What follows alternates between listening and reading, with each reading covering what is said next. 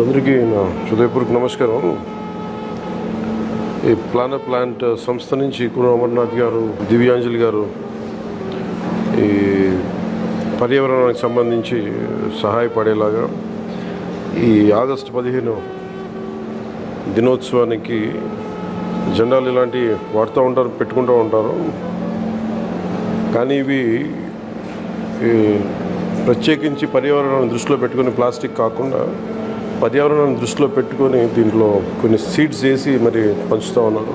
ఇలాంటి వారి ఉత్పత్తులన్నీ కూడా పర్యావరణానికి ఉపయోగపడేలా ఉన్నాయి. వారికి నా బెస్ట్ విషెస్ తెలియజేస్తున్నాను. అలాగే వినాయక చవితికి కూడా ఈ మట్టి విగ్రహం వాడటం కూడా వారికి నా అభినందనలు తెలియజేస్తూ ఉన్నాను. దీనివల్ల పూజ ఇది ఒకటే కాకుండా పర్యావరణం కూడా చాలా మంచిది. లోపల పూజ అయిపోగానే అది వెంటనే దీని నుంచి ఒక మొక్క వచ్చేలాగా